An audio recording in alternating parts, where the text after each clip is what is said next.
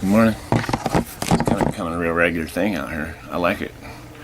I'm just pulling off a milk crate, sitting on a milk crate, got my phone booths, got my Get box beside me.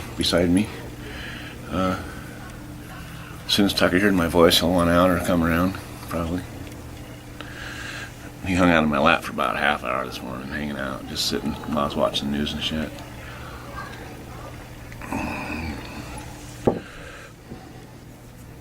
So, I've been getting some pretty incredible emails from people that watch my videos and people whose videos I watch. But, and I broke Little Ghetto, man, the bull. I brought the brass one out because I'm not going to bring the glass. My fucking US Galactic's not coming anywhere near anything, I don't think. I've been breaking a lot of glass stuff accidentally lately. Fucking just sucks. Little Ghetto, man. Bummed. Poor Little Ghetto. So here's to Little Ghetto. Let's smoke a fucking hit.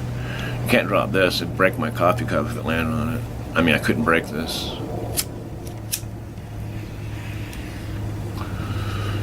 I think it's been heated up enough to where any brass emissions are already done. I don't sit there and just roast it until it's red hot. So it's probably not, I'm not probably consuming too much lead. Fucking metal fucking burn off particles. Anyway, so yeah, a couple of fucking cool emails, people basically offering to help. And then another one from a vape pen company that wants me to review a vape pen. And they said, some people like to review and buy a product and review it, and some people like to review free products. I was like, I got back, I'm a broke ass, I bought a free one.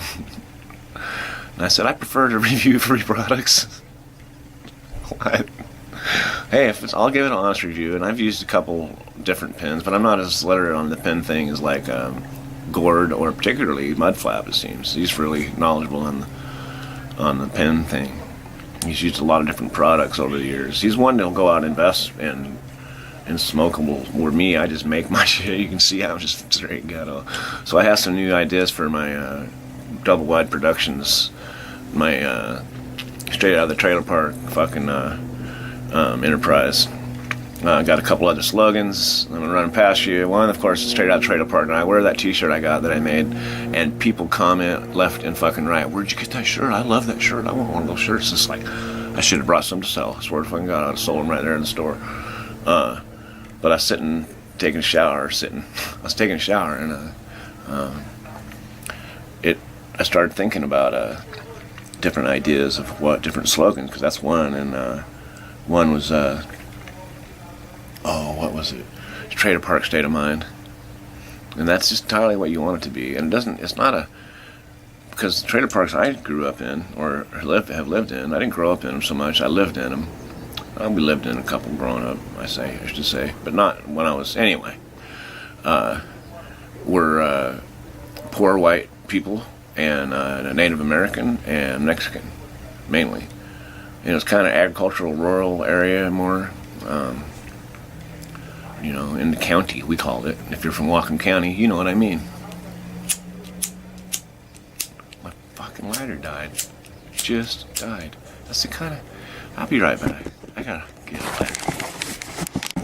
Got teenage girls live next door. Their boyfriends camp out at the house over here. And go over there and be with each other. That's what we did too, shit like that. So, good morning, man. Anyway, so yeah. Emails for some fucking pretty cool fucking messages in them, man.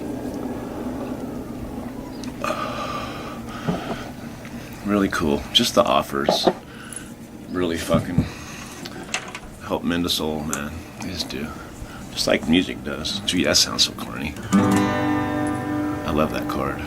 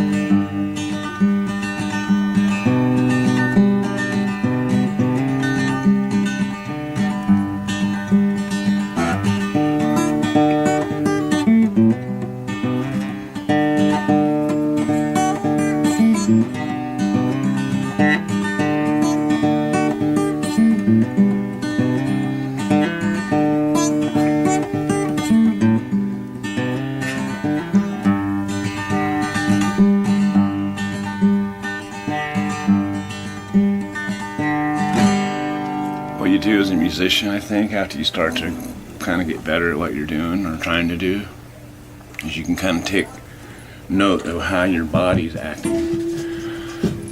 What's your breathing like? You know, are you tense? Are you tensing up your arms and your hands? And are you tensing up your shoulders? Because we tend to do that in our face. And so it's like time to relax, you know. Let your body relax. Don't try and play a whole lot as soon as you pick it up in the morning either, because you need to warm up. You watch any guitar instruction video, and the first thing they have you do is just so boring as fuck, because they're teaching you to stretch your fingers and your wrists, and so you don't injure yourself. Both hands, arms, shoulders, everything, because it's really kind of a physical thing to sit and hold a guitar and do something very specific for a while. It's like, yeah, it can be. It's not as physical as drumming. It can be, well, it can be, but drumming requires your whole body, that type, you know, like that type of drumming that requires your whole body. But anyway, so I wanted to get to you this morning, man. I just shouting out to everybody because you're all fucking awesome, and keep getting these awesome messages and this. Oh, another thing. So I was driving down the street coming back here, and these guys were kind of taking. It's on a side street. I just left my son's house. Anyway, they were going slow, and then I saw them, two guys in a truck, and I saw them talking to somebody walking by, and I thought, oh, they've lost something. And so I was trying to get where I could talk to him. Hey, you know, I don't have a horn. But anyway, they thought I was just trying to get around them. And they said, sorry. And I said, no, I wanted to see, what are you looking for? And they said, a dog. And what kind? They said, a blue heeler, about this big. You know, what, they said how big. And, you know, instead of like 2 feet long, something like that. And I said, okay, well, if I see it, and they said, we live right over there at the house. So they pointed to the house. I knew the house. So, okay, if I see it on the way home, I'll take my time, look for it. I'm really sorry. I hope you find your dog. You know, if I'm going home, I keep my eyes peeled, right? So I did, and I took a little detour looking around. Didn't see a dog. Got home, and we went to the beach. And at the beach, I saw 2 blue heelers, different times. One walked by with this guy, and then, well, before we even got to the beach. And then when we were at the beach, a lady walked by with her blue heeler. It was like, and so I just want to ask, what's that mean? Doesn't mean anything. It's just coincidence. It was just the weirdest thing. It's just like, anyway. And then the name of the dog has always been attractive to me somehow. Blue heelers always felt like they're healers. You know, it was a positive thing for me. Anyway, blue heelers, man. 3 of them. Weird.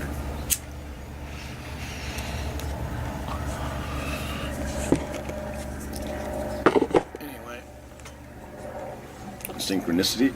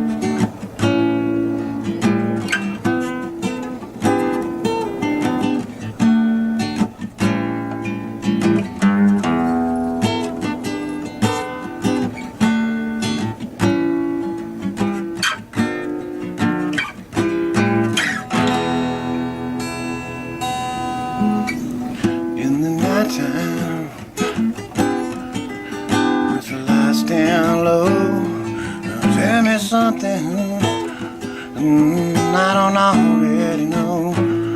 You gotta tell me, baby, what you gonna do.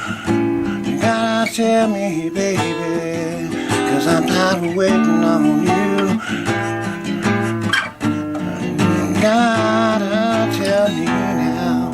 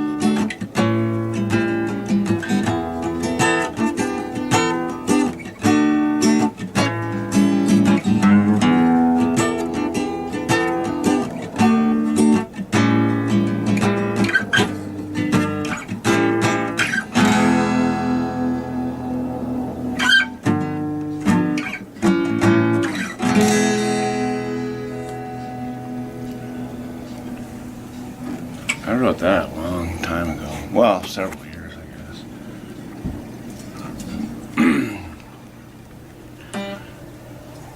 guess. Just more choruses, more verses.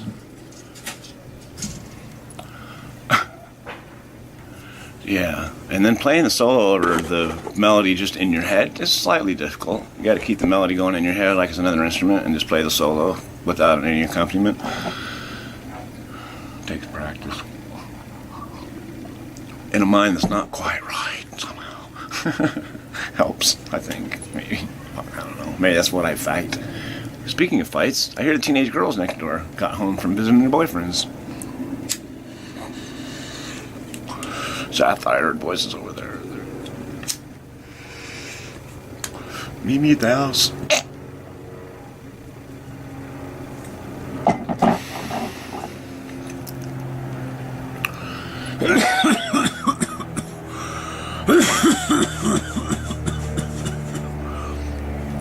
I appreciate you stopping by.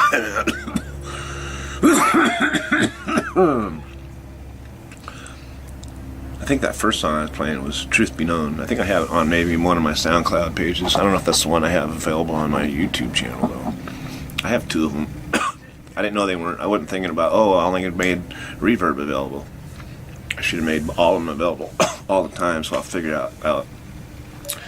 Meaning that I already know how to do it, I'll fucking do it, I promise. Meaning it'll probably happen sometime soon, maybe sometimes this year. 2016. Shooting for January of next year. Alright, man. Hang in there, man. Hang in there. Alright. Talk to you soon. Oh, shit. As it falls over, that's fucking hilarious for me.